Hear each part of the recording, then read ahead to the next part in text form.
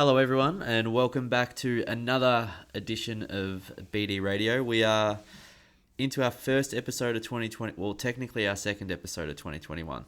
We had to delete the first episode of 2021 because it descended into absolute anarchy because Danni had a really bad opinion and I challenged her on it. And then because she's like, what's an animal that fights when it gets backed into a corner and can't change her mind? Descended into an argument, and I said the people can't hear this. They hold us on a pedestal. They can't hear us fight. So, when you hear your mum and dad fight, it'll be like the kids, the clients. They'd be like, we don't like hearing mum and dad fight. So we had to delete it. But we're back now. And we'll try not to fight. But we asked our members and Instagram followers for some questions and got some good ones. So we're basically going to jump straight into that. But... no but. Let's jump straight into that. Okay, the first question comes from one of our members, and it is how to lose weight without getting hungry. Well, the question was how to lose lots of weight without getting hungry. Dan, what would you say to that? Me first? Yeah, you go first. All right, so the first thing we'd probably focus on is making sure we have enough protein in our diet. So protein is the most satiating macronutrient, so the more protein you have, the fuller you will feel. Also, our bodies are made up of a lot of water. So we need to make sure that we are always hydrated. So quite often people will go to food when they're actually seeking hydration. And we do get some hydration through our food. However, we're not always hungry when we think we are. Often we're dehydrated. So that's my two go-tos. But one thing I also did want to mention with people that are wanting to lose a little bit of weight. A lot. Well, yeah, that's true. This person, the question actually was how to lose a lot of weight. You will be hungry. Yes. Yeah, so... be comfortable with being uncomfortable. Well, it's not massively hungry, but it depends. It depends on your time frame. So you're let's say it's 30 kgs, a lot of weight. So I'd like to lose 30 kgs by the end of this year, and you break it down and it's a few kilos a month. You can get away with not being very hungry. But if you said I wanted to lose 30 kgs by July, you're like, all right, well, that's pretty drastic. So, drastic goals require pretty drastic changes. So it really depends on the timeline and how quickly you'd like to do it. We always prefer a slower approach. Yep. Works well for the client because they're not uncomfortable all the time. It works better for your hormones and your body and just your general feeling as well. It's a lot more of an enjoyable process. Mental health. Yeah, for sure. So it's sort of like a bit of a reframing, and the question you kind of need to ask yourself is how uncomfortable am I willing to be? If I'm not willing to be that uncomfortable, then I'll take a slower approach. Yeah, but I think for weight loss you need to accept that you will be a little bit uncomfortable. Yeah, it's a controlled starvation, really. You are starving your body of the fuel it needs to maintain its current weight. Yeah. So it uses its fat stores. Reserves. Yeah. So, and also people are so used to feeling not satiated, but overfull, stuffed. Yeah. And people really enjoy that feeling. So getting used to actually just being satisfied with a meal rather than overindulging every meal. So to some people, that is uncomfortable for people. So, yeah, that is what some people would consider feeling hungry. Correct? Yeah, at the end of the day as well, change is uncomfortable for everyone because it's hard because you're going out of your way. You can't just nothing's automatic. So you will have to think about it a bit more. You will have to question yourself, am I actually hungry here or am I just used to eating? So it's sort of you really open up a can of worms when it's am I hungry or not? And you need to take the time to learn, when you are actually hungry and when you're just used to eating. With our nutrition clients, we get lots of snackers. Snacks at 11, snacks at 3, and it's and the question we ask is, are you actually hungry there, or from a young age, primary school, are you just used to eating at 11 because that was morning tea? Yeah. Are you in the habit of eating, or do you actually need this food? Because for a lot of people, I look at your food diary and I'm you've had a good breakfast and then you've had it at desk for 3 hours. I don't know if you need a morning tea. And they're like, oh yeah, you're right, I probably don't. So there's a little bit of that to play in as well. Yeah. But Long answer, you will be a little bit hungry. Short answer, you will be a little bit hungry. It just sort of depends on how hungry you'd like to be. Especially when you're training as well. And this is another factor that we haven't mentioned. Like, if you want to continue to improve your performance in the gym, don't be too drastic with your like calorie slashing and basically with your nutrition. Like, you still want to be able to feel good, feel strong, fuel, recover, repair, all that stuff without feeling like a walking corpse. Yeah.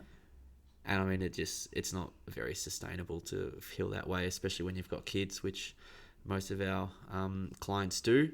There's nothing worse than, like trying to juggle a toddler or an energetic 2, 3, 4-year-old and just feeling like a zombie. Absolute nightmares sort of stuff. So take it easy, take it slow, but keep an eye on results as well so that you are actually still making progress. Like, just because you're patient doesn't mean that you're stagnant.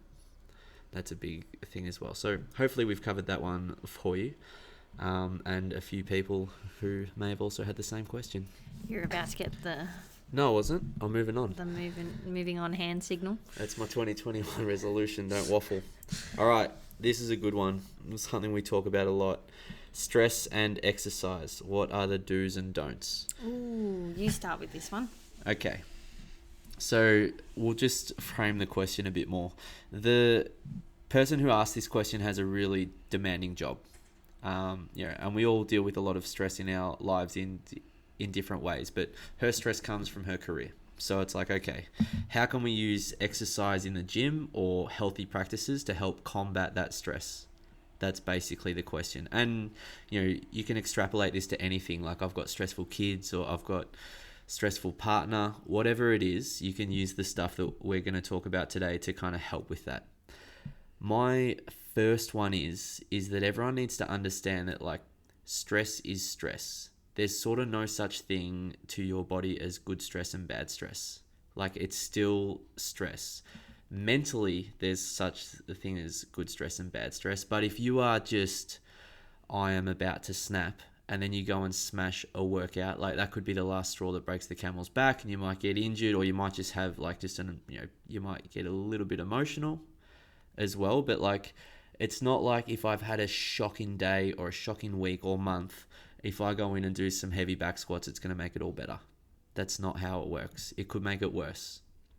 Most of the time with like clients who come in and they tell us they're like, I've just had an absolute week from hell. And this happened with a PT client last week. And I said, okay, we're just going to move. Yesterday we had one actually. Someone came in like after a really rough morning in the office. Yes, true. Yeah. Yeah. And it's just like, God, I've just had the day from hell. Everyone's up my bum. And I'm just like, I don't even want to be here. And it's like, cool, you're going to move and make sure that you leave in a better space than when you came. And that means lowering the intensity, just getting the heart rate slightly up, stretching a bit, like taking it easy, having a chat. Like, those are the sessions that you need to be doing if stress is like quite high. What you don't need to be doing is cranking the AC/DC, blowing yourself up on the air bike and then smashing 100 kettlebell swings. Yeah. Just not required. I'm trying to get in here, but he just won't stop talking, guys. I'm sorry. I'm on a roll. He's on a roll and he's not letting me in. One thing I will say is exercise, that's like your last point about like smashing yourself. I think that's what people think.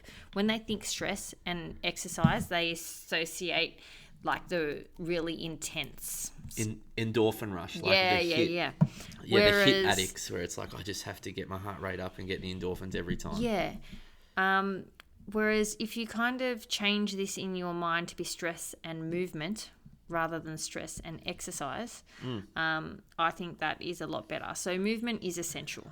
When people are stressed, sometimes they're like, no, I can't do anything, I'm so highly strung at the moment, I just need to do this. Whereas a little bit of movement actually would help. So both physically and mentally. So we know that any type of movement releases good endorphins. You don't need to smash yourself in the gym. Yeah.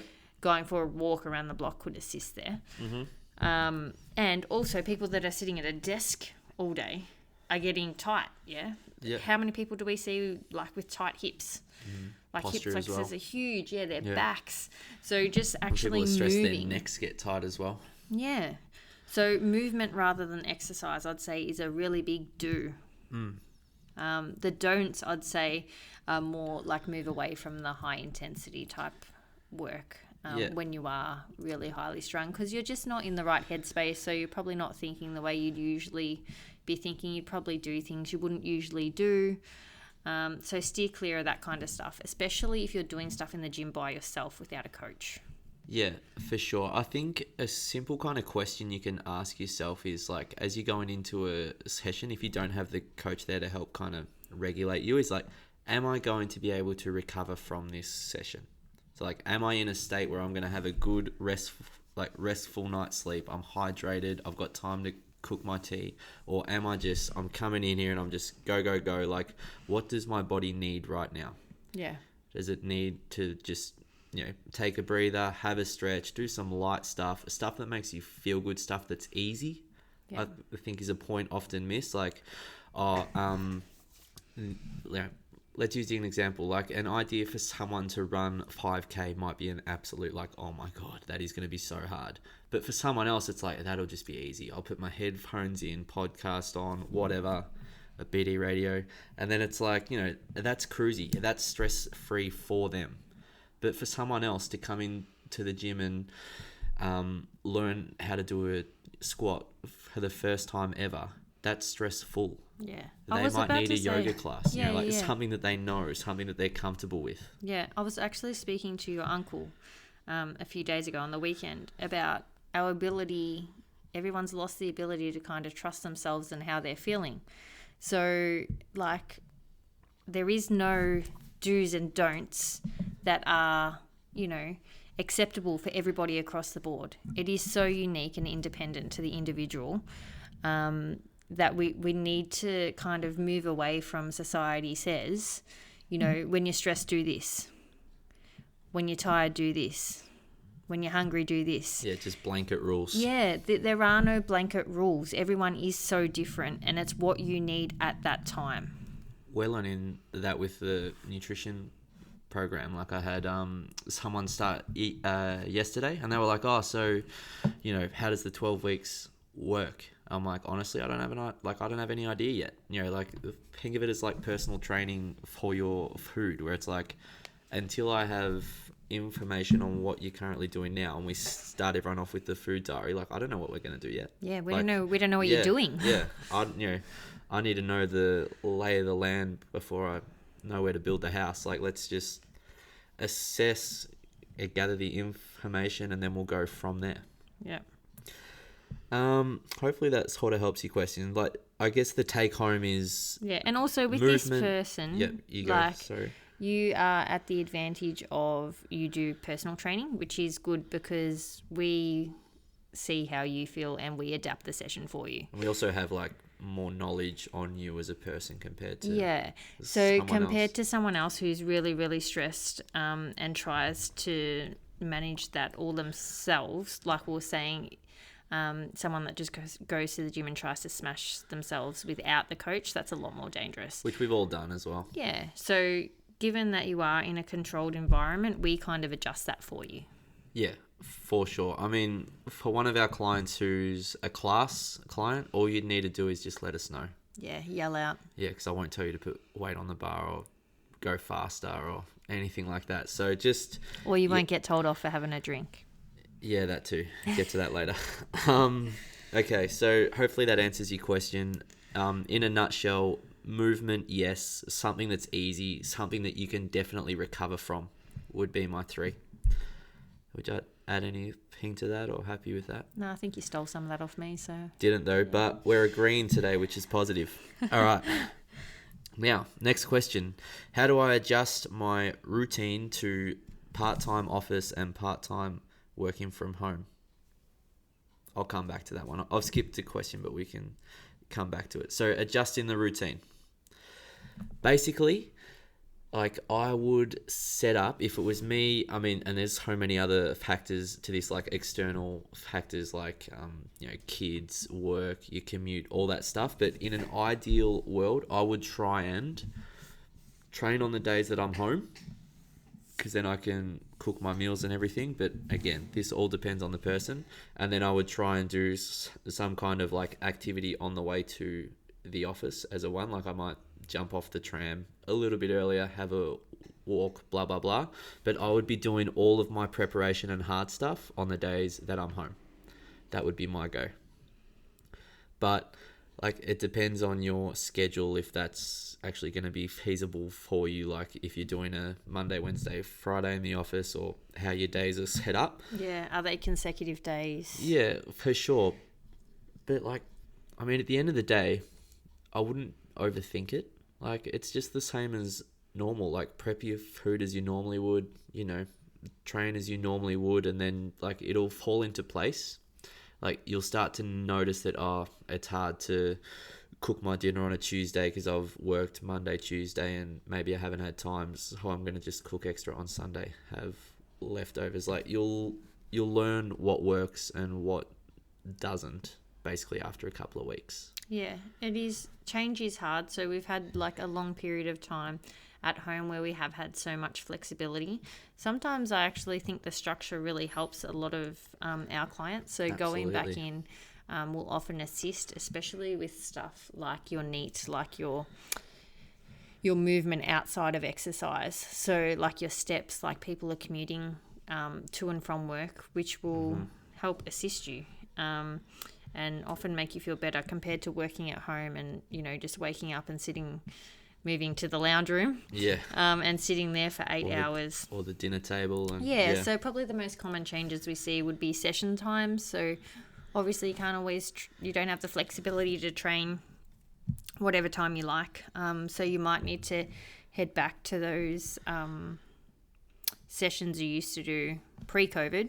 So generally speaking, that's earlier mornings or later in the evening. Yeah, for sure. I would just say take like a 2-week, 3-week snapshot, write down what's good, what's not, and then just slowly try and make a couple of changes more to the what's good. Okay, now I skipped this one. We'll come back to it. What we would recommend to do to manage stress levels. You go first. You're the stress head of the two of us. I bite my nails. That's how I manage my stress levels. Ben does bite his nails and it really bothers me. Yeah. Which adds to your stress levels. It does, because I can hear like the skin going. No, you can't. You'd have to be Ant-Man to hear that. It is revolting. All right, off you go. Stress. So obviously everyone handles stress differently, and we know a lot of people do handle that through movement or exercise. Both are good. I'd say movement is more vital than exercise, as I said for one of the other questions in the do's and don'ts. Eating well plays a really big role. So, like, I know that I'm more irritable when I'm hungry or if I felt like I haven't eaten really good quality food. To your normal levels? If I'm... Like when we're on holidays? Yeah, like our on clients holidays. know this. We don't do holidays well. If I'm having like more like processed refined, foods. refined high sugar foods, like, I just don't feel as good, and like that is fact. That's not me making it up in my head. So eating better makes me feel better, which makes me change my behaviors that reflect that. So you're more likely to do things that support that. So we always say to our nutrition clients, sometimes we have people that have never exercised as a nutrition client, and then we add some movement in there and they're like, I actually want to eat something of better quality after doing the exercise because I feel like that's what my body wants. Yeah. So yeah, obviously movement and food are really big for me. A lot of people find, and movement can be anything, guys. It can be like yoga, Pilates, running. Cycling, running. Yeah. Playing at the park, having a kick. And I was about to say, shake it up. Like things like we do like as a family. Shake it up or change it up? Oh, either one. Shake it up? I think you can shake it up. All right. Oh, never heard that. No? Okay. Shake it up. I think you can shake it up. I'm just saying that I'm because not you've got your sure. protein shaker here so people can hear like a big muscle-bound pregnant lady drinking her protein. That's a bit funny. But like, do things you enjoy. That's what helps people kind of relax if you're doing something that you really enjoy. So think about what you enjoy. Do you enjoy reading a book? Do you do you enjoy catching up with a friend at a cafe? Like, go back to the things that you know make you feel good. Yeah, it's not the same sure. for everybody. It's probably something that we lose as adults, and this is like a broader discussion. But who plays anymore? Yeah, like playtime. And obviously we're not kids and we don't have every hour of the day to do whatever we want, but like just spending 20 minutes a day on a hobby, like everyone's got that time. And it's a time at the end of the day that you just help you unwind and just chill out is something that I've gotten into a bit lately, which is good, much to the chagrin of Danielle, who thinks I should be hanging the washing or something. But I try and do it at good times. I'm still learning the best times to do it. Who thinks it's acceptable for Ben to sit down and play his guitar while I am doing the housework? No, that was heavily pregnant. I didn't know you were doing the housework. You should have said, I'm doing housework, and I would have stopped immediately and been like, oh, cool, I better help. But I thought we were chilling. Next minute I get there, do you think it's fair? I'm like, oh, shit. No, I don't think it's fair. I should have known. I thought we were chilling. I was in the kitchen. We weren't chilling. Well, chilling. Anyway, so managing stress, and it's something that I've changed my mind, or not changed my mind, but I've changed my approach to this a lot. Like, we manage stress by doing things that are like positive for our health. So if it's cooking a nice meal, if it's training in the gym, whereas I think a lot of people manage stress by having a drink or treating themselves. Like, our version of treating ourselves is to do something positive for us. So and I'm not saying like, oh, there's Ben and Danny, like, yeah, training makes you feel good. Like, but that's something that it took me a long time to kind of grasp, is because, I would treat myself by, eating junk food or whatever it is. But it's something over the course of, years now that I've sort of changed my approach to. Like, my idea of a good time is cutting up some watermelon and watching the footy, which is sad, isn't it? Everyone else just shed a tear. But just something that I know I'm like, and it makes me feel better because I know I'm not negatively impacting my health, which I spend 99% of my time trying to do. So why would the stuff that makes me feel good take me away from what it is I'm trying to achieve? Yeah, take you away from your goal. Yeah, exactly. It doesn't make any sense. But anyway, like, everyone... Very logical of you, Dan. Look out. Very wise. Oh. But I think, like, everyone has that realization at different times, and it won't happen overnight, but it's something that we all should be trying to move towards, in my opinion, is like stress outlets that like positively impact our health, not negatively. Yeah. And most people, you're right, the outlets are negative. Yeah. Yeah. So drinking, smoking, drugs. Yep. Junk food. Yeah, food, absolutely. Yeah, for sure. All right. Hopefully we've answered that one. Okay. All right. This is your question. I'm going to let you answer this because it's something that you'll be going through in a month. Special Danny question. You are the pregnancy expert in here. Yes. Improving core strength after having a baby. Oh, I love it. First of all, you want to make sure that you are in the right physical condition and mental before you start anything. So like the first thing that happens when we get someone returning from having a baby is we would say, first of all, have you had your 6-week checkup? Has the doctor said you're okay to go?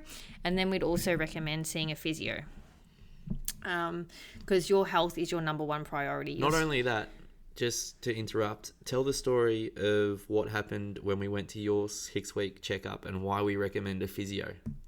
Okay, yep. So my 6-week checkup after Mia. It was a 6-week chat up. There was no check. There was no check. Oh, she did take my blood pressure, I think. So what? You could have done that at home. You know how to take blood pressure.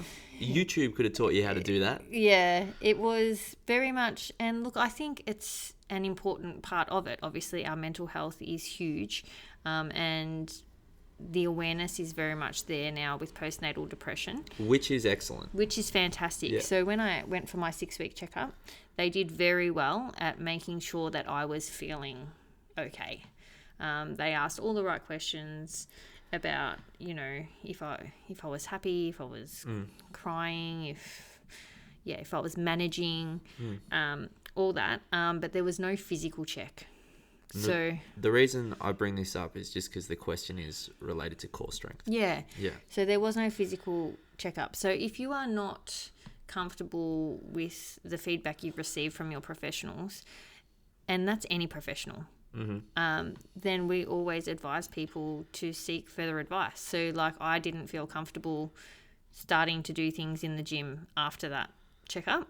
So I booked an independent appointment with an obstetrician, which we're very much lucky that we know. Yeah, that we know people. So I booked in for an appointment with her just to make sure I was comfortable and my body was ready to recommence doing things in the gym. Speaking of stress, like, am I ready to handle that exercise stress without breaking down or getting injured? Yeah. So just to make sure everything was in check before I even started.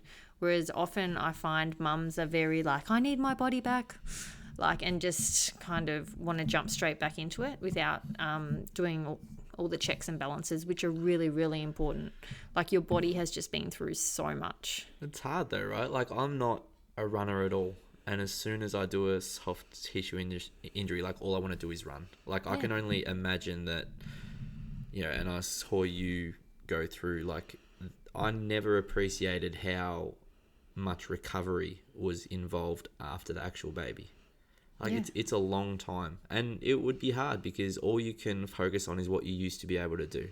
Yeah. You know, I used to be able to do a millions hit-ups and run 10K and do all this, and now it's like I have to do planks. You know, I can just slowly build it up again. And I was about to say, there are a lot of different factors as well. So, like, there is no blanket rule for returning after having a baby. Yeah. There are no safe exercises because everybody is at a different stage.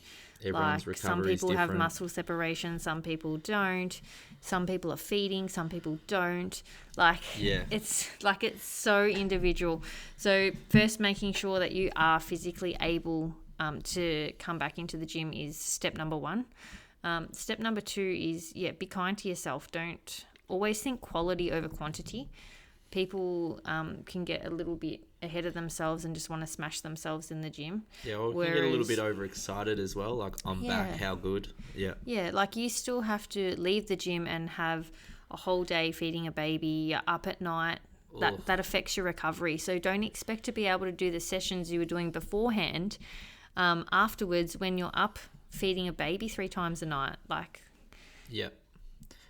You know, and it's interesting you talking about the mindset. Like, I think that's the hardest part, is not the actual physical stuff, but you almost basically have to close the book on you as an athlete to that stage, and then it's like, all right, chapter 1, like, new story. Start again. Yeah, starting again, and try not to focus on, you know, I used to be able to lift these weights and train this many times, and sort of just launch straight into it, because at the end of the day, you'll break down and then it'll just take you longer anyway to get back there. Exactly. So trusting how you feel. Like, I know I've seen mums come back in here and, just want to do a little bit too much too soon. And it just slows the process down, to be honest. Yeah. Like, you know, you're going to catch a cold straight away because you're not having that recovery. You don't have the same recovery. Yeah. So you can't expect to do the same thing. So that's huge. In terms of core strength in particular, same thing, it's quality. Okay, so like, you're not going to want to, let's use an example of a plank. I used to be able to do a 2-minute plank. Well, we're not going to be looking to do a 2-minute plank. We're going to be looking at quality 10-second planks. It's like, how can I build that back up? So it's always quality stuff. Quite often physios give core routines as well. So if you go to see a physio after you have a baby, then they will give you some exercises for you to perform both inside and outside the gym, which we here at BD will help you incorporate. Like, even if you are in our classes, we've had a lot of women who come back, just adjust their warm-up a little bit so that they are getting that quality, so they can see the improvement in their core strength a little bit quicker. 100%. Yeah, so what you basically said there as well, you can pretty much take away the after childbirth birth and apply that to anyone who trains in the gym ever. Like quality over quantity. Like make sure you're doing it right. Don't hurt yourself. And the slow way is actually the fast way. Yeah. But definitely I've seen so many mums try and go too hard too soon. Yeah, for sure. And I mean, I get injured all the time. Who am I to talk about taking it easy? But yes, that is the way to do it. Do as we say, not as we do, guys. Well, me, you're pretty. Also, you're all right at it. You've never been up feeding a baby. I mean, you are good at helping, but you don't have the goods. I was watching the Cricket World Cup when I was feeding. I was up, just not feeding. All right. Next question, and I threw this in there because it's been a topic of discussion in the gym. A few clients have asked me this week, and they always find my answer rather amusing. What do clients do in the gym that annoys you? You can go. You can go first. I was about to just say, one thing, the main thing, because Okay. obviously there's a few, and people will be like, "Oh, that's annoying," huh? And like, we're talking about things that like not like when people do a fart or like when people burp, like that's like personal stuff. I'm talking about like actual training stuff where you're like, God, like why are you doing that? That's dumb. Yeah. Don't hurt anyone's feelings is what I'm Well, saying. I'm not hurting you. I'm not like you. No, I tend to call it when I see it, don't I? I was about to say, you've got a very long list. Yeah. People think that People think I'm are like the the chilled cool, ones. the cool cucumber, pretty chilled. I just hide it better than you. The stuff that annoys you is ridiculous. Yeah. This one isn't though. This isn't ridiculous. What annoys me in the gym, my number one thing. Okay, what do you want to go first? No, you go first because I'm actually interested in yours because I've never asked you before. Oh, mine's actually really boring. Oh, here we go. What is it then? Well, Losing listeners. All right. it's really, really boring. It's just me in general, I guess. I just don't like when people are late. Like, Yeah. if this is important to you, for goodness sake, get here on time. Yeah, actually, that annoys me as well. Yeah, I'm a time person. I don't know. It's just with everything. It's not just Your gym family's sessions. like that though. It's like, oh, we'll be there at 12 and it's like 12, ding dong, on Yeah. the dot. And as I get older, I respect it. Well, if And I prefer it, to be Yeah. honest. I'm be waiting around with my thumb up my bum for my family. I'll see you at 12, 12:30, not here. I'm like, well, they've been in a crash. Oh, we're just getting ready. No, but it does depend how you've been brought up. Like, I was always brought up to be on time. I think I was brought up that, like, that's respecting other people's time too. So, like, by Yep. you being on time, that's saying to the other person who's waiting for you, Yep. that, I'm not trying to waste your time. yeah, that their time is important Yep. too. So, and because obviously we run... Our lives run on a calendar. Like we're by hourly appointment. classes, Yeah. We're by appointment, so obviously Yeah. time is very important to me. Yeah, so sorry about that boring one. No one does anything. Well, yeah, I've become stricter on the time. I used to be like, oh, at least they're here. Now I'm like, nah, if you are consistently doing it and you know who you are, Adam and Jenna. But, you know, I'm just like, guys, come on. It's always the people who live closest. Yeah, that's true. Because they roll out of bed at, you know, whatever time. They're like, oh, I can get there in a couple of minutes. And they realise that, you know, actually it takes longer than a couple of minutes. But, yeah. I used to not be a time person. And obviously being in this industry, you can't just rock up to your sessions whenever you like. So now I'm pretty... I think I'm pretty good. I used to be bad. Yeah. You blew up one day when we were dating. Do you remember? Early days. And I was like, shit, I better not be late. Better not be late anymore. Well, what does your mum call me? What do you... Hitler. No. She says I'm a hard marker. Oh, yeah, Hard but that's because she's the softest marker in the business. Love you, Mum. All right. My one is drinking water in the middle of a workout. Now, let me be specific. I think everyone could have guessed this. I don't know. That's because I blow up when people do it. Oh, dead set. Like, I can't get people to drink water the other 23 hours of the day, and they come into the gym and it's like they're the hydration champion of the world. Like, have a drink in between your sets, no problem. Drink, you know, like you've got 2 minutes to rest in between a heavy set of whatever you're doing. Cool, have a sip.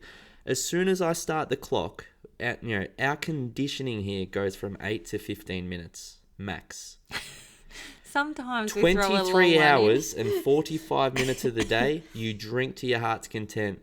If I see people like have a break in their 8 minutes to have a drink, I'm like, what are we doing? You are not thirsty. Like, this is the 10 minutes of the day I need you to have a dip.